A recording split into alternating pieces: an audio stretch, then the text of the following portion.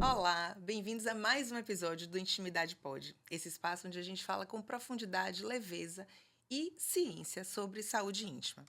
No episódio de hoje, eu trouxe uma entrevistada incrível para a gente conversar sobre câncer de mama, menopausa e estilo de vida. Um assunto que perpassa o imaginário, mas também a vida real de muitas mulheres Brasil afora. Hoje a gente está aqui com a doutora Renata Canguçu, que é médica oncologista, líder na linha de cuidados de tumores femininos da Rede Dó, Regional Bahia, e fellow em Oncologia Integrativa. Rê, muito bem-vinda. Eu estou muito feliz de ter você aqui hoje. É um imenso prazer estar aqui com você, Cris. Muito feliz de dividir esse espaço e uma honra. Muito obrigada pelo convite. Então, Rê, a gente hoje vai falar um pouco, né, dessa doença que atravessa a vida de muitas mulheres e hoje a gente vê esse diagnóstico chegando na vida de mulheres cada vez mais jovens. Como é que isso chega na vida delas? Como é que é esse enfrentamento, tanto durante esse primeiro momento do processo, mas também depois dessa fase, né, que passa aquele tratamento inicial de cirurgia, quimio e rádio, na maioria das vezes, e como é que vira essa vida depois, né? Porque eu vejo que no câncer de mama, a questão da reposição hormonal, fazer ou não fazer aquele bloqueio, isso já entra no imaginário feminino como um problema, né, sem solução, fora toda a questão da autoestima, seja da cirurgia, da reconstrução, da queda de cabelo durante o tratamento. Como é que é para você esse primeiro momento, assim, quando a paciente chega, que está ali com o diagnóstico, como é que funciona esse acolhimento? Sem dúvida, ter o diagnóstico de câncer é extremamente desafiador para qualquer mulher, né? Então, o câncer de mama, então, envolve aspectos voltados muito à feminilidade, como você mencionou, a perda do cabelo, a mudança de composição corporal, a cirurgia na mama, muitas vezes, que é um órgão de sexualidade, enfim, tudo isso muito relacionado à feminilidade e isso tem um impacto muito grande na autoestima dessa mulher. Então, é extremamente desafiador, mas esse primeiro momento do diagnóstico e o tratamento com quimioterapia, apesar de ser tão difícil, né, e muitas vezes temido pelas mulheres, ele é muito breve, né? Então, ele costuma passar muito rápido. E depois vem um segundo momento, cerca de 70% das mulheres terão um tumor que são receptor hormonal positivo e, portanto, farão uso de hormonioterapia. E esse momento acaba trazendo, que é muito mais duradouro, muitas vezes 5 ou até 10 anos em alguns casos, vai trazer um impacto em diversos aspectos da vida da mulher, como você disse, mencionando aí a questão de impacto com os hormônios, né? Então, muitos desses tratamentos, a quimioterapia, a hormonioterapia, podem induzir uma menopausa precoce, e isso vai ter um impacto que é muito grande, sem dúvida, em todas essas mulheres. A gente não pode deixar de falar num episódio como esse da questão da fertilidade feminina, como acolher essas mulheres que têm um diagnóstico e que por acaso não têm filhos, mas que estão ainda numa idade jovem, o que que elas podem fazer, qual é a primeira busca, porque infelizmente a gente sabe que a realidade é que nem todo oncologista comenta isso com sua paciente. Extremamente importante. Como você falou, a gente está vendo cada vez mais mulheres jovens tendo diagnóstico de câncer. E hoje em dia, as mulheres estão deixando para ter filhos, muitas vezes depois até de 40 anos. Portanto, a quantidade de mulheres que têm o diagnóstico de câncer de mama atualmente e ainda não tiveram nem mesmo um primeiro filho é muito grande. Então, ao receber essa mulher no consultório, é extremamente importante perguntar sobre o desejo gestacional. É, porque a partir do momento que essa mulher manifesta o desejo gestacional, ou mesmo que ela não tenha naquele primeiro momento, porque, na verdade, no primeiro momento do diagnóstico, ela está tão focada em resolver o problema que ela nem quer pensar, não, que filho, eu só quero ficar curada. Né? Mas é importante que a gente traga esse assunto, porque muitas vezes, passada aquela fase, né, e aí depois, visto que ela sobreviveu sim a tudo isso, e aí eu quero gestar. Então, para isso, para ser possível gestar, porque é possível gestar após um diagnóstico de câncer de mama, é extremamente importante que a gente faça esse encaminhamento para um especialista em fertilização antes, porque o ideal é que faça uma coleta de óvulos antes do início do tratamento, principalmente a quimioterapia, que impacta na fertilidade. Então, a gente encaminha essa paciente para um fertileuta, que vai coletar os óvulos, e aí posteriormente, então, ela vai poder gestar. Normalmente, depois de 2 anos após o diagnóstico, a gente costuma liberar essa paciente para gestar. No geral, é óbvio que cada caso é um caso, mas no geral, aquela paciente que passa pela cirurgia, pela químio, pela rádio, como é que fica esse processo com elas? Como é que vocês fazem? Como é que vocês têm o hábito de chegar para ela para conversar? Se é falado sobre vida sexual, como é que anda, né? Porque assim, eu recebo no consultório pacientes do depois, Uhum. nesse hiato ou antes, e ali a gente tem um diagnóstico que eu já encaminho para o mastro, para o onco, ou depois. Mas nesse ato, geralmente é uma paciente que não está ali comigo nesse processo. A não ser que seja uma paciente minha anterior, e mesmo assim, muitas vezes elas saem e vão realmente cuidar da doença, né? Tratar naquele primeiro processo. E muitas vezes elas falam que ninguém perguntou nada ou ninguém conversou sobre nada. Como é que é geralmente essa abordagem?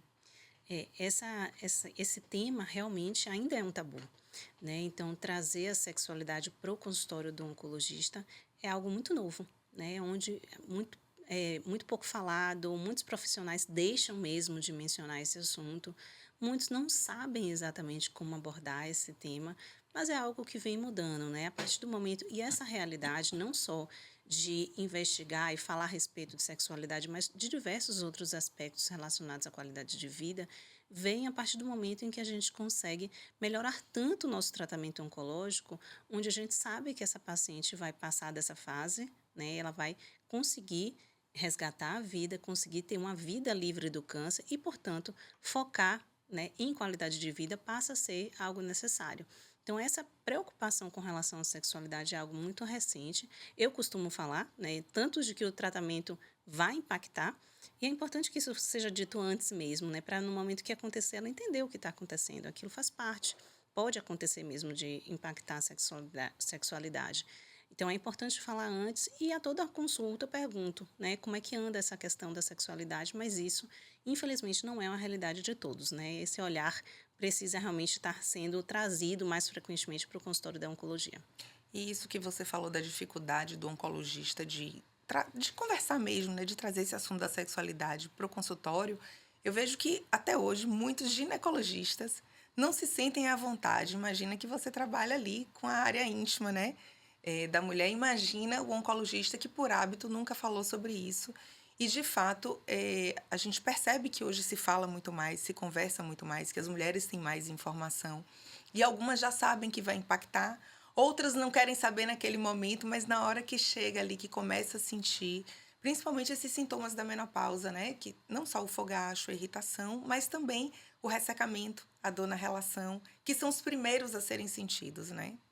Quando a gente pensa no impacto que acontece na sexualidade, muitas vezes a mulher pensa assim, poxa, eu não posso repor hormônio, né? Então, por isso, a minha libido está impactada. E a gente precisa entender que quando a gente pensa na libido da mulher, não é apenas uma questão voltada ao hormônio, né? Essa mulher está com dor na relação e muitas vezes isso vai refletir naquele desejo, né? A partir do momento que a mulher tem uma relação dolorosa, manter relação passa a ser algo difícil. Então, mesmo que ela não pense nessa relação, mas é isso, né? Então a gente precisa olhar muito para a saúde da vagina dessa mulher, para que seja possível ter uma relação sem dor. Além disso, avaliar essas questões, como essa mulher está se olhando no espelho, né? Porque a mudança de composição corporal que acontece com o tratamento oncológico vai impactar. Então, se ela não está com a autoestima bem, que isso é extremamente comum durante o tratamento oncológico, ela vai ter sim impacto na libido. Então, ela precisa entender todo esse processo, entender como é que ela pode ser estimulada, como é que isso precisa ser conversado dali por diante, né, para que consiga resgatar a sua vida sexual plena após o diagnóstico. Mas é possível. Isso que você está falando da mudança da composição corporal é importantíssimo, né? Porque são mulheres que geralmente entram na menopausa química ali de um minuto para o outro, né? Em muito pouco tempo pelo bloqueio hormonal.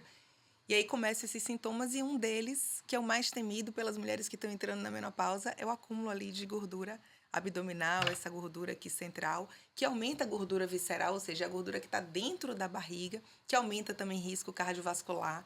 E a gente sabe que a gente precisa também prevenir isso. Você, como minha musa Ah, inspiradora e entusiasta da atividade física, eu sei que você faz isso com suas pacientes, mas a gente precisa realmente estimular essa mudança desse estilo de vida para essas mulheres, né, Rê?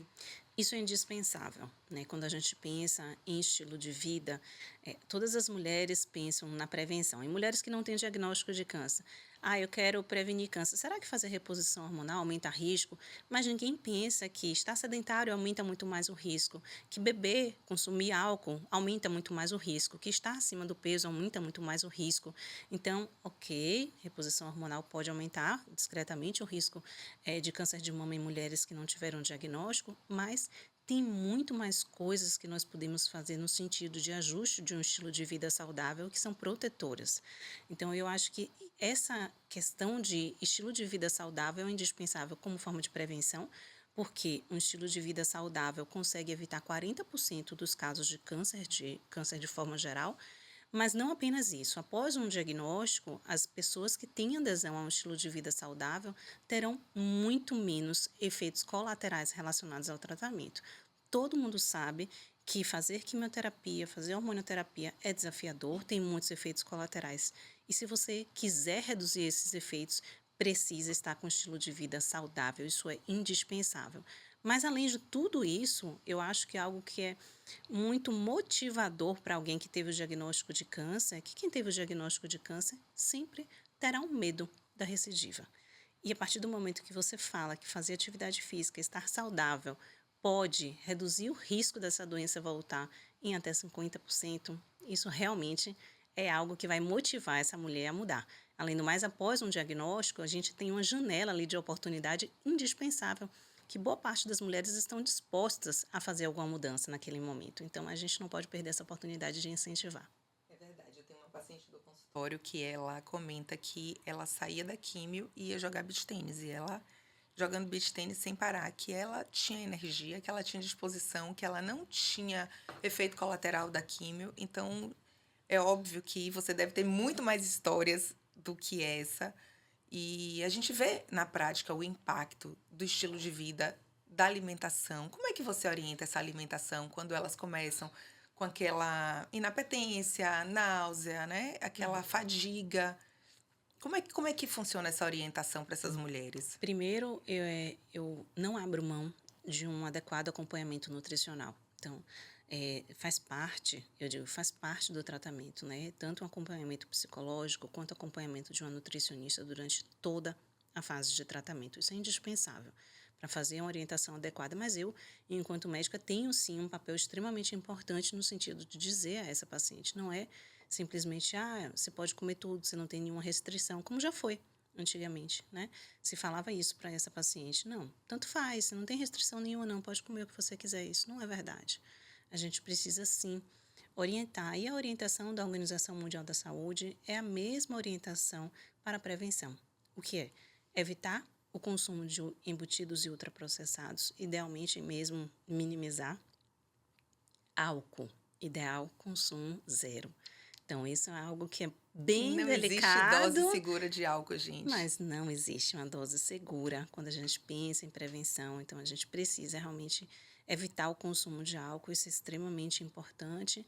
Além disso, a gente precisa incentivar um consumo de frutas e verduras, 5 porções ao dia, isso também é extremamente importante. Então, se a gente fizer esse básico do ponto de vista de alimentação, que a gente precisa falar para essa paciente que ter essa rotina é muito importante, ela terá muito menos efeitos colaterais. Então, a gente precisa dizer, isso aqui é necessário, né? Para que ela vá para a nutricionista e receba aquelas orientações de uma forma realmente muito mais aceitável. Isso aqui faz parte do meu tratamento, eu preciso seguir. Porque muitas vezes acontece, ela vai para a nutricionista passa uma orientação nutricional que ela acha que não consegue fazer e deixa ali para trás, né? Então, não, aquilo dali é indispensável. A orientação precisa ser seguida e vai impactar. E sem falar na questão do acompanhamento nutricional para suplementos.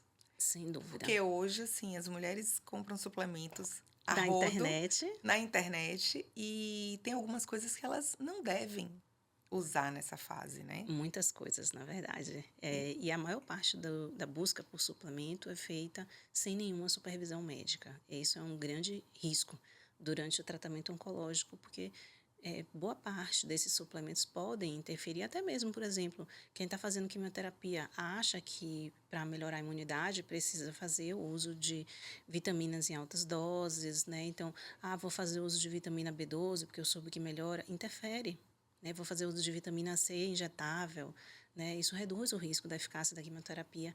Então, a gente precisa realmente estar conversando a respeito dessas suplementações, porque muitas delas vão interferir negativamente. A pessoa vai buscando ajuda, querendo melhorar, e, na Exato. verdade, se fizer um uso sem supervisão, ela pode estar piorando, né, o seu desfecho. Então, a gente Reduzindo o precisa estar efeito atento. da quimioterapia. Então, você Que está é algo que a usando gente não quer. a quimioterapia para matar aquelas células e, de repente, você usa um suplemento que vai contra É, o efeito. E aí você não tem o potencial total daquela quimioterapia, né? exatamente. E aí você está passando por um tratamento que é desafiador, mas você está prejudicando a ação dele. Então, a gente precisa realmente estar falando muito a respeito disso, a respeito do que pode, porque tem algumas coisas que podem, mas às vezes a paciente vai para determinados médicos que chegam com a lista cheia de coisas, né? Eu já vi listas muitas vezes até de uso de hormônio, de uso de anabolizantes, oxandrolona para pacientes que estão em tratamento e que isso é totalmente proibitivo, né? Então, às vezes ela vai com a busca de tentar melhorar a fadiga, como você mencionou, é um sintoma extremamente comum, mas nós temos outras coisas, né, para poder fazer, além desses usos de suplementos que a gente evita nesse caso, mas existem estratégias que são eficazes e a gente precisa orientar essa paciente para a fadiga. O guideline de recomendação de prevenção de fadiga, internacionalmente falando, recomenda que a coisa mais efetiva é fazer atividade física. Eu ia falar isso, parece um contrassenso Mas é, a né? paciente estar É. cansada, fadigada, exausta e fazer atividade física para melhorar, mas a gente sabe que na prática isso modifica realmente essa energia durante o dia e que o ideal é que ela faça todos os dias, Eu digo né? sempre no dia que você acordar. Se você não acordar, aí tudo bem, né? Se não acordar, não precisa fazer. Mas Gostei, acordou, gostei disso, gostei todos os dessa. dias que você acordar, precisa fazer. Então, realmente parece um contrassenso e muitas vezes vem a família dizendo assim, doutora, diz para ela que ela precisa descansar porque está fazendo quimioterapia. Eu digo, sinto muito, mas Veio eu para médica preciso errada. dizer algo diferente. Então, existia, né? Durante muitos anos se pensou, está fazendo quimioterapia, é melhor você se resguardar. Melhor você descansar e tal, e não é verdade. Então, mesmo que no dia que você se sinta muito cansada, de repente o sol dá uma caminhada, fazer dentro do que você consegue fazer, mas algum movimento já vai ajudar. Então, eu digo, é 1% melhor a cada dia. Então, um pouquinho que você Exatamente. fizer, hoje, amanhã você já vai se sentir mais disposta, você faz 1% melhorzinho, e aí vai progredindo dentro da sua capacidade. E óbvio que dentro do tratamento tem fases, tem dias piores, dias melhores, né? Então, assim, dá para ir adequando esse processo. Se tem um dia que você está muito ruim, naquele dia você não vai, mas no outro dia você já vai, Compensa, com você certeza. compensa e isso vai trazendo mais disposição e mais benefício geral, de qualquer forma, nessa. A maior parte das pacientes, quando tentam, acreditam e vão fazer, falam: nossa, por que eu não fiz isso antes? Né? Meu Deus do céu, foi uma experiência completamente diferente. Porque no primeiro ciclo, muitas vezes elas estão tão inseguras, né? E aí não fazem, e aí acaba que tem aquele efeito colateral. Aí eu friso: olha, vá, persista, tente. Qualquer coisa que você faça é melhor, incentivo. Aí ela faz: nossa, doutora, foi outra experiência, foi muito diferente. Porque realmente você melhora demais, né? A questão toda com imunidade, fadiga, a melhora do sono, que é outro fator que é tão impactado, né, durante o tratamento oncológico e que, consequentemente, vai levar mais fadiga. Então, melhora o sono. Então, a gente precisa ter O essa humor, noção. O humor, sem dúvida. principalmente se for uma atividade física coletiva, né? É óbvio que você vai ter pessoas ali que vão te estimular também. Indispensável. Então, sempre quando eu falo a respeito de imunidade, que as pessoas vão buscar esses soros, muitas vezes milagrosos, para melhorar a imunidade, eu digo, existe algo que não está, né, sob a forma de soro, mas que é extremamente potente para melhorar a sua imunidade, que é fazer atividade física. Isso nós aprendemos na pandemia mais do que nunca, né? Como foi importante o papel da atividade física durante a pandemia. Então, quer melhorar a sua imunidade, você precisa estar fisicamente ativo. Isso precisa ser dito. Tem remédio, sim, mas é um pouco mais difícil de ser tomado. Tem a dose diária, gente, do exercício físico, não dá para fugir, né, Rê? E falando em dose, para quem quiser saber a dose recomendada, Boa. né? Porque é importante, a gente tem a meta de 150 minutos de atividade aeróbica de moderada intensidade por semana. Traduzindo, isso significa fazer 30 minutos 5 vezes na semana de exercício aeróbico de moderada intensidade, não é só uma caminhada, né? Se for só uma caminhada, a gente precisa fazer mais. E essa meta é uma meta inicial, mas com o ideal de chegar a 300, dobrar a meta. Quando você chegar na meta, você Você dobra dobra a a meta, meta. porque 300 minutos por semana, que é 1 hora, 5 vezes na semana, tem um benefício adicional. E somados a isso, a gente precisa colocar exercício de força. Então, 2 vezes na semana no mínimo, portanto, não sobra mesmo dia para ficar sedentário. Tem que ser 7 vezes na semana. Faz diferença. Então, o benefício é proporcional a quanto você faz. E considerando que essas mulheres, elas acabam entrando numa menopausa química, a gente sabe que o metabolismo cai, que a perda de massa muscular vai ser grande nessa fase. Então, eu ainda diria que 2 dias só ainda é muito pouco, que precisa Para ser força, com pelo certeza. menos 3, para que você só mantenha a sua massa muscular. A gente sabe o quanto que massa muscular está associado à autonomia, à longevidade, à redução de demência, Alzheimer. Então, não dá para a gente negligenciar isso nos dias de hoje. Assim, apesar de haver essa recomendação e se falar muito no guideline de fazer atividade aeróbica, eu sempre digo, a atividade que você fizer tá ótimo. Então, o que você conseguir fazer vai estar muito bom. Primeiro que fazer alguma coisa já vai estar bem na frente de quem está no sofá. Então, já tem alguma proteção sim. Né? Então, e fora que assim, também depende um pouco, né, do objetivo de cada um. Então, tem pessoas que realmente não se identificam com fazer uma corrida, uma bicicleta, uma natação, mas de repente gostam de fazer academia. Então, tá ótimo, né? Fazendo todos os dias vai ser extremamente importante. Mas tem gente que odeia academia e gosta de correr. Então, tá tudo E bem tem gente também. que não fazia nada antes do diagnóstico. E passa a só E a caminhar. caminhada Também tá já. valendo. Exatamente, É, porque assim, você vai ter o paciente que já fazia alguma coisa, e esse é muito mais fácil da gente conectar, mas assim, aquele que não fazia nada, a caminhada já está fazendo muita coisa, né? Porque você sem saiu do dúvida. zero para. Já deu uma guinada, assim, de 180 graus ali É. para. Às vezes a paciente vem me contar, não, doutora, eu comecei, mas estou só caminhando, assim, bem desanimada. Não, eu só estou caminhando. Não, mas está valendo, você saiu do Exato. nada. Então, assim, vamos, né, É preciso comemorar, reconhecer, né? exatamente, reconhecer essa conquista. Foi um passo importantíssimo. Vamos valorizar. Então, é importante a gente ter essa visão. Fora a atividade física para melhorar o sono, o que vocês normalmente orientam nessa fase? A padrão de terapia, primeira linha é terapia cognitiva comportamental, né? Isso é algo que é extremamente importante. A gente esbarra numa barreira que é a adesão, né? A paciente tem muita dificuldade. Mesmo com toda a demanda de psicoterapia de uma forma geral, que a gente faz a recomendação durante o tratamento oncológico, poucas aderem. E a terapia cognitiva comportamental tem uma adesão ainda menor, é mais desafiador. Então, mas é extremamente efetiva, né? Então, a terapia padrão, primeira opção de tratamento é essa. Fora isso, a atividade física, como você mencionou, e tem um estudo que foi muito interessante, falando a respeito de yoga e terapia cognitiva comportamental. E aí avaliavam 2 parâmetros, a insônia e a fadiga.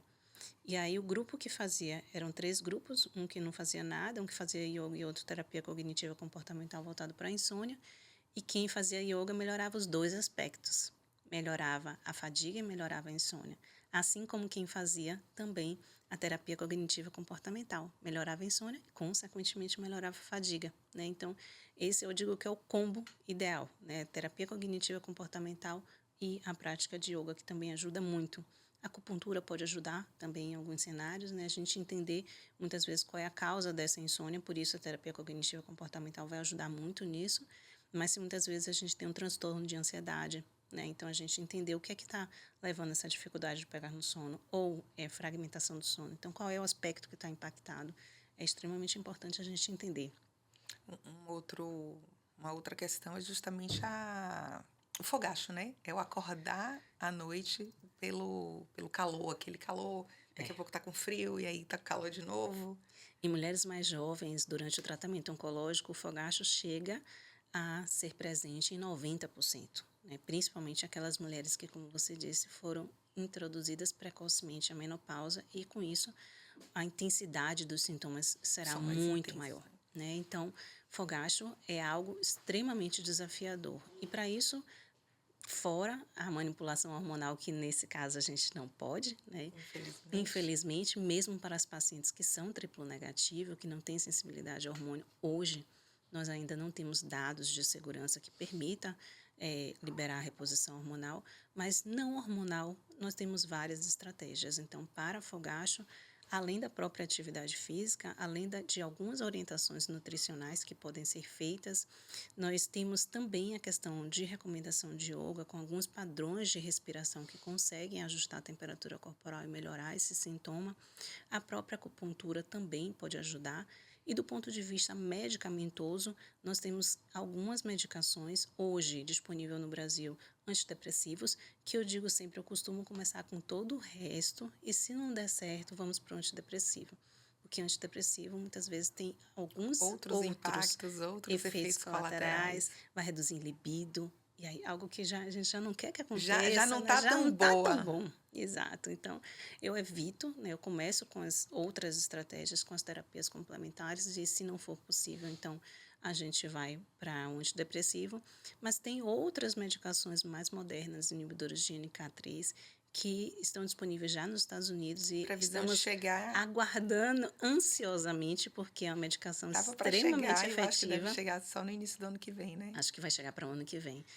Medicação que se mostrou extremamente efetiva, sem nada de hormônio. Então, eu acho que vamos ter o fim dos fogachos em breve, Eu né? acho que vai ser uma Mesmo, revolução sem mesmo para essas dúvida. mulheres, né? Aqui no Brasil, lá fora já tem excelentes Redução de resultados. 80% de fogacho, né? Então, acho que é algo que realmente vai mudar a vida dessas mulheres que não podem fazer reposição hormonal, porque muitas vezes quando a gente fala, você sabe disso muito melhor do que eu, quando a gente fala fogacho, muitas mulheres que não vivenciaram isso ainda acham que é apenas um calor, né?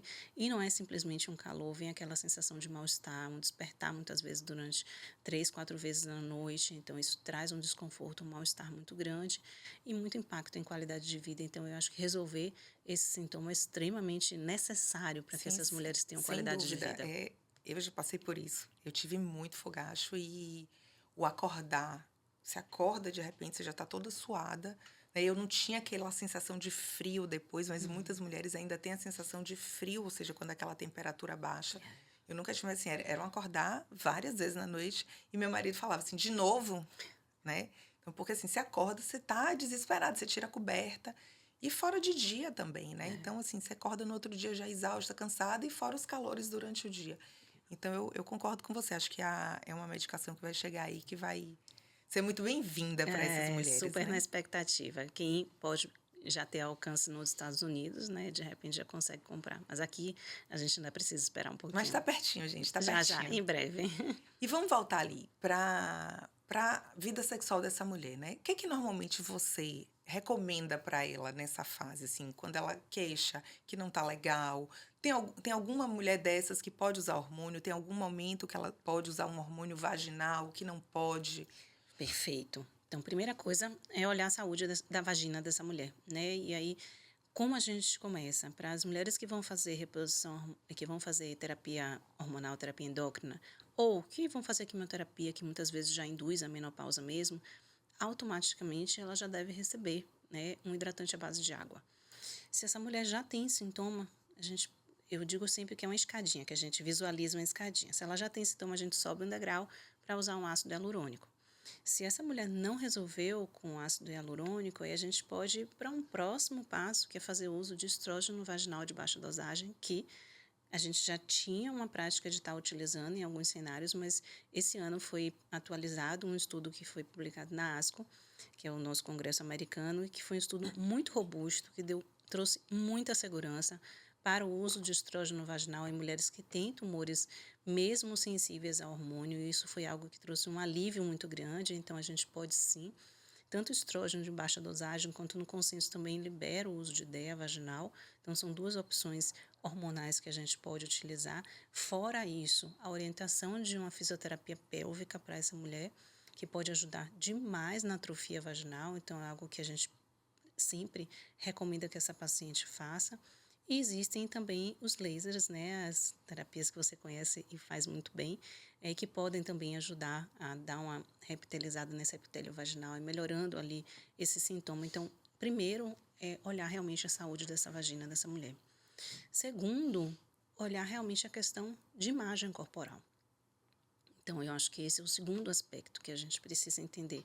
Muitas questões que acontecem de mudança de corpo, tanto de cabelo, na mama, eu tenho muitas pacientes que às vezes nem imaginavam que o que ela tinha de reação difícil com a sexualidade era algo voltado a como estava a sua mama. E aí, a partir do momento que ela refaz a mama, reconstrói, aquilo dali começa a ser, né, visto de uma outra forma. Então, ela passa a se ver de uma outra forma, passa a se ver atraente para o seu parceiro novamente. Então, como está a imagem? Como é que ela se vê no espelho hoje? E de que forma a gente pode trabalhar essa questão, né, da autoimagem com essa mulher? Então, isso é algo que é extremamente importante também de ver. Se possível, se tiver acesso a fazer terapia sexual, né? Terapia de casal, terapia sexual é algo que a gente pode e deve estimular essa mulher a fazer.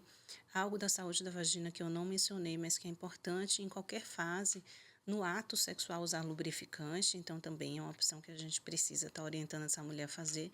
E com tudo isso, né, eu acho que fica muito mais fácil essa mulher conseguir resgatar a sua saúde sexual de volta.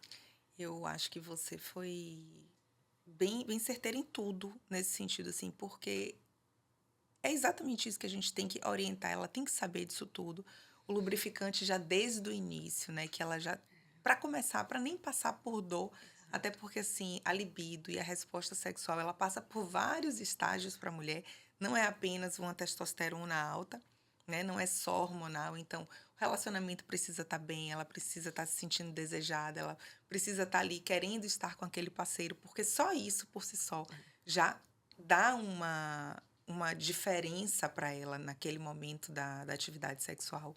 E óbvio, se ela já começa com lubrificante e não tem dor, a chance dela ter um desconforto ou dela não querer ter relação de novo já é muito menor, né? Então, eu acredito que, de fato, a liberação do hormônio vaginal foi uma revolução, assim, esse ano, né, É, para essas mulheres. Aqui no Brasil, o DEA não tem como marca em farmácia, nos Estados Unidos tem. Teria que ser manipulado, mas o é, estrogênio tem, é. né, para ser usado vaginal. Então, isso também ajuda muito, porque a longo prazo reduz infecção urinária de repetição, Isso. incontinência urinária de repetição, que são os sintomas que vão acontecer com mais tempo depois que ela entra ali no que a gente chama de síndrome genitorinária da menopausa, né? E por isso, às vezes, eu digo até porque existem algumas mulheres que não estão tendo relação e que aí quando eu oriento o uso, não, mas eu não tenho parceiro nesse momento, eu digo, mas ainda assim é importante para prevenir infecção urinária, né? Então, toda essa Exato. questão que muitas vezes a atrofia cronicamente vai trazer e ela tá achando que está voltada apenas à questão de Sexual, relação, é, né? E não é apenas exatamente. isso. E a própria fisioterapia também ajuda a indicar, por exemplo, um dilatador vaginal, Isso. que ela vai fazendo exercício, né? Hoje já chegou no Brasil também um LED vaginal para uso domiciliar, ou seja, que também é um adjuvante nesses tratamentos, fora o que você pode fazer de tecnologia em consultório, que é laser, radiofrequência, ultrassom microfocado. Então, você tem hoje uma gama realmente grande de, de possibilidades, né? E que cabe em todos os É, bolsos para que elas minimizem esse desconforto. com certeza. Que mais? Como é que fica depois que passa esse tratamento? Como é que ficam aí esses 5 anos, essa mulher, né? Que esses primeiros 5 anos é onde ela está ali acompanhando, rastreio.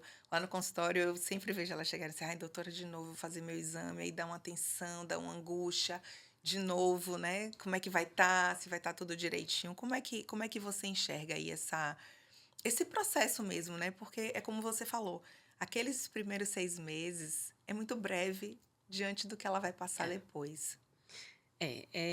Esses 5 anos, né, e muitas vezes a mulher Entendo. associa esse período de 5 anos, passou os 5 anos, agora eu tô curada, né, assim, isso mudou um pouquinho no sentido de que a gente tem muitas mulheres que estão precisando fazer um tempo maior de hormonioterapia, a gente faz de 5 a 10, Hum, porque esse tumor que é sensível ao hormônio, ele pode voltar tardiamente, né, então a gente monitora hoje de uma forma mais tranquila do que o que já foi um dia. Então, antigamente, nós acompanhávamos essa mulher com de 3 em 3 meses fazendo exames de imagem, e aquilo gerava uma ansiedade, né, muito grande, pô, eu tô ali esperando o momento que a doença vai voltar. Hoje em dia nós não fazemos mais dessa forma, porque foi visto que fazer esse acompanhamento de forma tão intensa não agregou nada em termos de redução de mortalidade pela doença, então a gente passa a fazer apenas o acompanhamento como qualquer mulher faz imagem da mama anualmente, né, de forma sistemática. É isso, se ela estiver utilizando terapia endócrina, nós fazemos às vezes monitorar exames laboratoriais que podem ser impactados, função hepática, função renal, enfim, exames de laboratório normais, habituais, periodicamente. Então, fora isso, a gente não faz aquele acompanhamento tão intenso, né? Mas é importante estar orientando essa mulher, né? Orientando essa mulher de que ela precisa conhecer seu próprio corpo, de que, né, isso para toda mulher, sem ou com o diagnóstico, né, conhecer seu próprio corpo é indispensável. Além disso, porque notando qualquer alteração, precisa procurar, né, o médico mais cedo.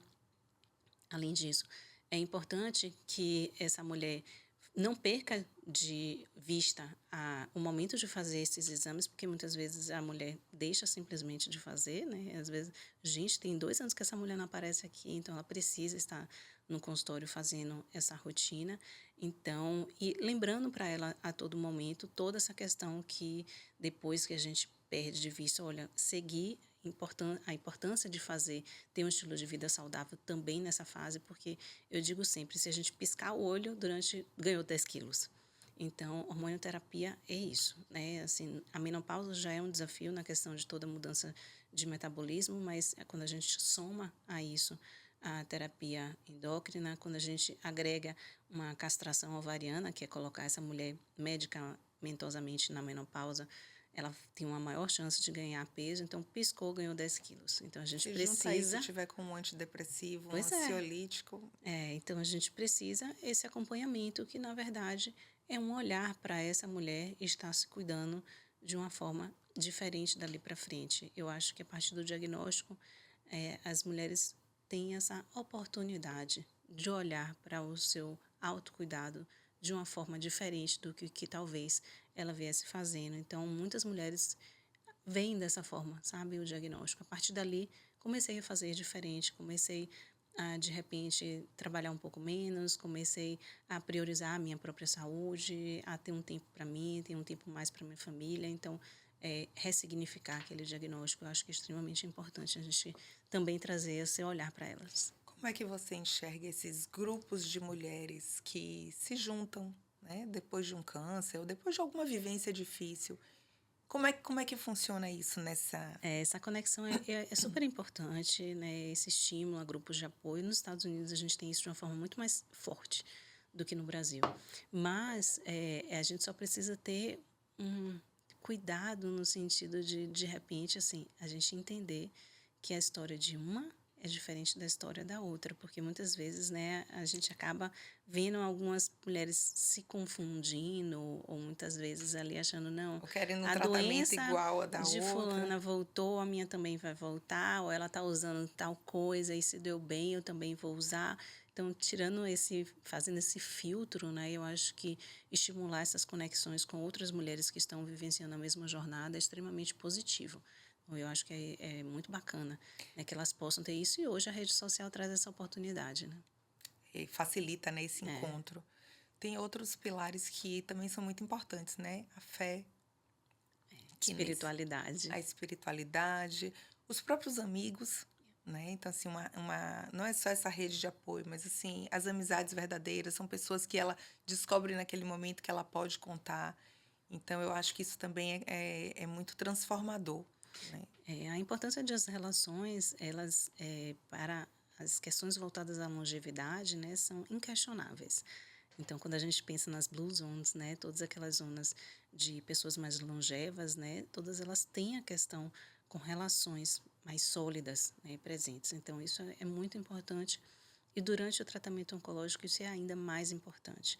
Então, a mulher que tem ali um acompanhamento, né, de pessoas que conseguem ajudá-la nesta jornada é muito diferente, né? Assim como a questão de fé, né, da mediunidade, enfim, da espiritualidade, seja lá qual religião essa mulher tenha, né, mas acreditar em algo mais é extremamente importante. E hoje nós temos dados científicos mesmo que comprovam que a espiritualidade pode impactar positivamente em desfechos oncológicos, né, em melhorar a ansiedade, melhorar sintomas relacionados a todo o tratamento oncológico. Então, é muito importante. Quando você vê uma pessoa que chega no consultório, né, que é uma pessoa que acredita realmente, né, em Deus ou em que quer que seja, e que tem uma visão muito positiva, eu sei que vai dar certo, né? As coisas parecem que fluem realmente de uma outra forma. O mesmo tratamento, né? Pessoas de mesma idade, O mesmo tipo de câncer. e uma vai de um jeito completamente diferente de outro. Então, tem muitas outras questões que a gente ainda não entende realmente como é que impactam. É verdade.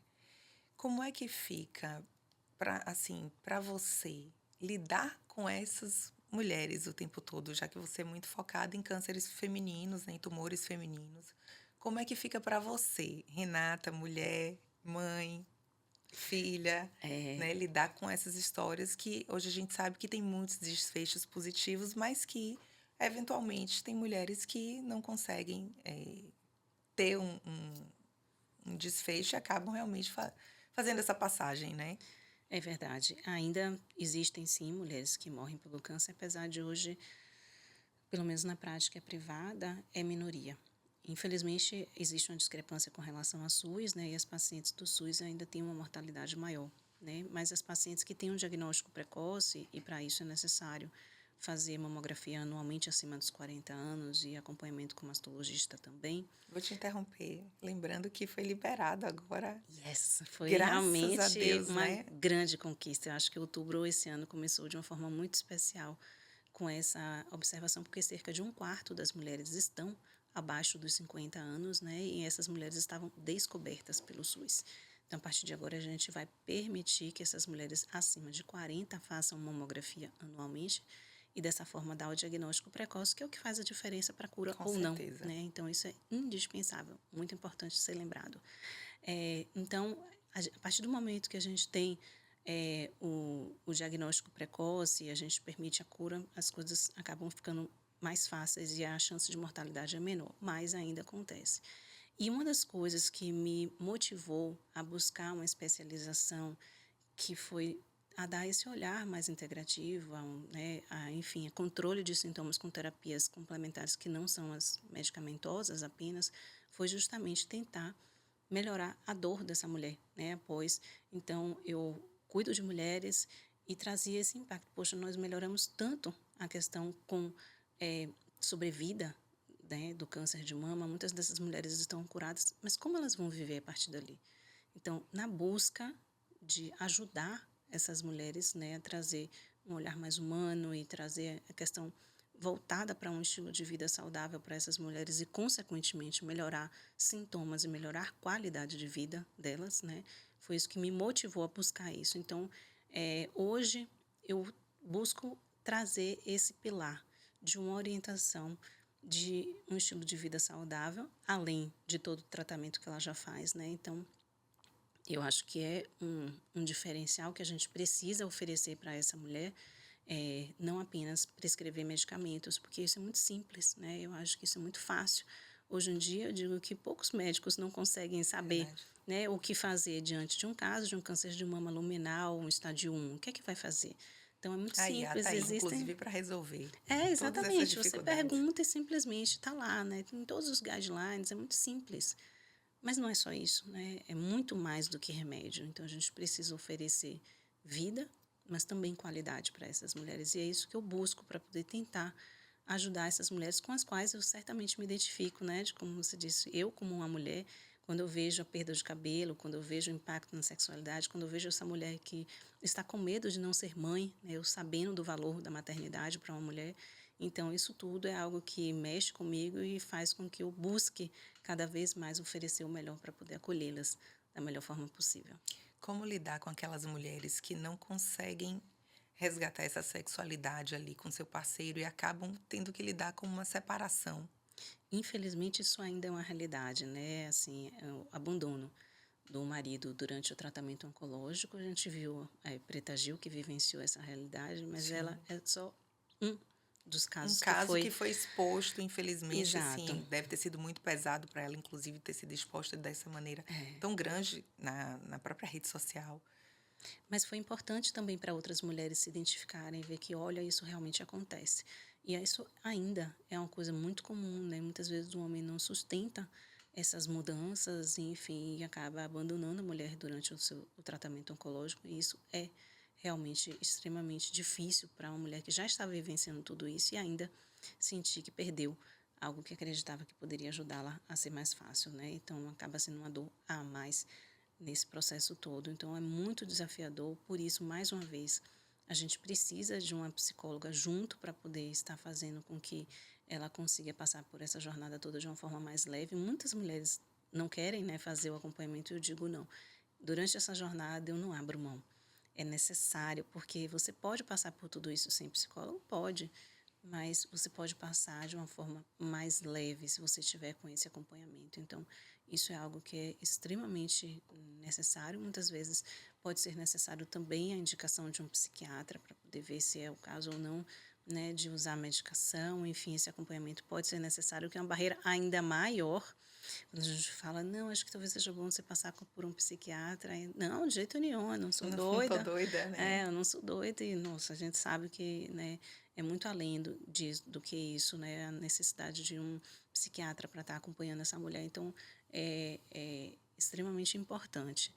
E aí buscar realmente, né, acolher essa mulher de uma outra forma, lembrar para ela de que ela é muito mais do que aquele diagnóstico, né, enfim, e de que passada toda essa fase ela vai conseguir reconstruir sua vida, enfim, e quem sabe voltar a ter um parceiro que realmente chegue junto e consiga apoiá-la nessa fase, ou não, ou mesmo sozinha, enfim, mas tentar fazer com que essa mulher se reencontre, mesmo após o diagnóstico. Eu acho que talvez o mais importante seja fazer com que ela ressignifique tudo isso que está acontecendo, né? Porque a gente já falou aqui de tantas pequenas coisas que podem acontecer na vida dela que muitas vezes, depois desse processo, depois desse pequeno tempo ali de 6 meses ou do primeiro ano, ela se transforma e vira uma outra mulher, né? Com outros pensamentos, ressignificando dores, valorizando outras coisas, como você falou, reduzindo o trabalho, valorizando o tempo com a família, com filhos, coisas que muitas vezes na correria do dia a dia, em busca de um sucesso profissional, estava ficando meio que de De lado, né? lado. E eu sempre penso, toda vez que uma pessoa encara um diagnóstico de câncer, provavelmente é a primeira vez que ela encara uma possibilidade de morte, né? Então é um momento que talvez seja aquele primeiro momento de dizer assim, olha, preciso repensar aqui um monte de De coisa. reflexão, um momento de reflexão, né. Por isso mesmo eu disse que é uma janela de oportunidade, porque ela se pergunta: "Gente", muitas mulheres se perguntam. Ontem eu ainda postei o vídeo da minha paciente que disse que no primeiro momento ela teve o diagnóstico aos 33. Ela se perguntou: "Por que eu?", né. Então muitas mulheres Se se perguntam. perguntam: "Gente, por que eu?", né. Aí depois ela disse que passou a se perguntar: "Por que não eu?", né. Então assim, tantas mulheres jovens que têm o diagnóstico de câncer de mama, muitas vezes não apenas por ser mutação, né, que a maior parte acaba sendo mutação genética, mas muitos não é, a maior parte não, 5 a 10% é hereditário, né, mas nas jovens acaba sendo mais frequente ter mutação. Mas por que não eu? Enfim, né, e eu acho que mais do que essa pergunta é: o que eu posso fazer de diferente daqui para frente? Por que talvez tenha chegado esse diagnóstico, né? Será que de repente é para poder eu passar a fazer uma reflexão de como eu devo mudar, né, a minha vida daqui para frente? Então, de repente, é uma mulher que estava realmente ali, muitas, né, trabalhando demais e com isso, comendo de forma completamente inadequada, sem tempo para se exercitar, considerando sem tempo para se exercitar, eu sempre digo, né, quem não tem tempo para se exercitar hoje, há de encontrar tempo para adoecer amanhã. Então, Carl Jung já dizia isso, né, então a gente precisa lembrar disso, né, a gente, ou Drauzio, Varela que fala assim: "Se você não tem tempo, 20 minutos do seu dia para se exercitar e para investir na sua saúde, você está vivendo errado", né, então, mesmo que seja um pequeno tempo, mas a gente precisa priorizar a nossa saúde, então precisa encontrar algum tempo para olhar para a saúde de uma outra forma, então talvez seja isso que tenha feito essa mudança. Eu tenho uma paciente que, falando em ressignificar, ela estava sem se exercitar, teve um diagnóstico jovem, também pré-menopausa, e durante a quimioterapia ela resolveu que ia voltar a correr, algo que ela já tinha feito há um tempo atrás. Ela decidiu fazer isso, eu falando muito sobre atividade física, e ela conseguiu treinar durante toda a quimioterapia e 3 meses depois ela estava fazendo a primeira maratona da vida dela, Olha meia só. maratona da vida dela. Uma grande conquista, mesmo durante a terapia endócrina, mesmo castrada, mesmo utilizando, né, uma medicação que estava deixando na menopausa. E segue correndo, super ativa. A testosterona está baixa? Tá, mas isso, mais uma vez, como você disse, isso não impacta em nada na vida sexual dela, porque ela consegue resgatar todo esse aspecto com um estilo de vida saudável. A gente tem um dado que foi muito interessante de sexualidade, que eu não mencionei, que foi um estudo que foi apresentado em San Antônio do ano passado, nosso congresso de mama americano do ano passado, que mulheres com câncer de mama metastático, que se exercitavam, foram comparadas com aquelas que não se exercitavam e até desfechos de sexualidade foram muito melhores naquelas mulheres que se exercitavam. Então, até a sexualidade, que é algo tão difícil da gente conseguir melhorar, né? A gente consegue melhorar com a prática de atividade física também. Então, a gente precisa, né, trazer tudo isso, incentivar essa mulher para que ela consiga, de repente, ali, repensar algumas coisas da vida e fazer, quem sabe, diferente. Eu vejo que nós duas, como mulheres que fazemos atividade física todo dia, né? A gente funciona um pouco como inspiração Sim, para as nossas pacientes, principalmente. E elas realmente acabam trazendo pra gente, né? Nossa, você me inspirou. Eu gosto quando eu vejo que você já foi, porque aí eu me sinto na obrigação de ir. E realmente o impacto para a saúde daquela pessoa é gigante. E se ela está num tratamento ou pós um tratamento desse, é maior ainda, né?